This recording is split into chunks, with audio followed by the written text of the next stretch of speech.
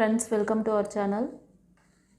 இன்னைக்கு நம்ம love life marriage லைஃப்ல இருக்கிறவங்களுக்கான prediction பார்க்குறோம். இந்த வாரத்துக்கானது இது வந்து சாமுவேல் ஏஞ்சலோட blessingsல நான் எடுக்கிறேன். இந்த ரீடிங் பார்க்கிறதுக்கு முன்னாடி ஏஞ்சலுக்கு ஒரு தேங்க் பண்ணுங்க. அவர் நம்பர் 444555 இந்த நம்பருக்கு நீங்கள் வந்து ஒரு கமெண்ட்டில் வந்து தேங்க் பண்ணிவிட்டு பாருங்கள். ஒரு சின்ன லைக் கொடுங்க, ஹைப் ஒன்று பண்ணுங்கள். இது வந்து லவ் லைஃப் மேரேஜ் லைஃப்பில் இருக்கிறவங்க ரெண்டு பேருமே நீங்கள் எடுத்துக்கலாம். ஓகேவா? இந்த வாரம் உங்களோட லவ் பாண்டிங்கை எப்படி கொண்டு போகிறீங்க, உங்களுக்குள்ள என்ன ஒரு அண்டர்ஸ்டாண்டிங் இருக்குது, உங்களுக்கு ஏஞ்சல்ஸ் ஏதாவது கைடன்ஸ் வச்சுருக்காரா, என்ன பிளெஸிங்ஸ் இருக்குது அப்படின்னு சொல்லிட்டு பார்க்கலாமா?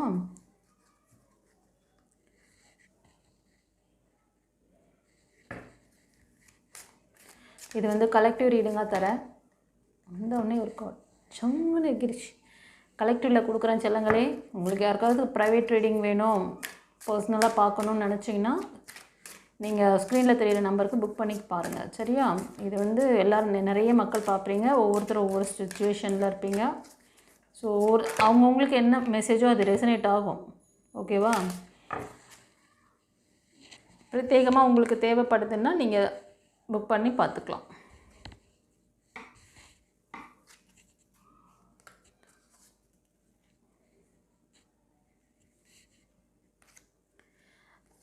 இந்த வரும் வாரத்தில் உங்களோட லவ் பாண்டிங் ஸ்ட்ராங் ஆக போகுது செல்லங்களே. சந்தோஷமா?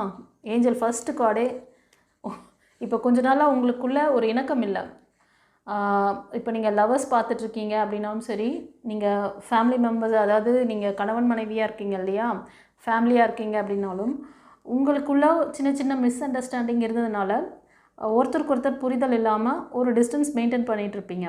ஏஞ்சல்ஸ் என்ன சொல்கிறாங்கன்னா, நீங்கள் கண்டிப்பாக இந்த ரீடிங் பார்க்குறவங்க உங்களோட லவ் ரொம்ப பியூரானது. நீங்கள் ரொம்ப பியூரான ஒரு சோல் மாதிரி தெரியுது. நீங்கள் ரொம்ப நம்பிக்கையாக உங்கள் நபர்கிட்ட இருக்கீங்க. ஸோ இந்த நம்பிக்கை, இந்த புரிதல், இந்த டீப் லவ் உங்களை சேர்த்து வைக்கும். இது நீங்கள் வந்து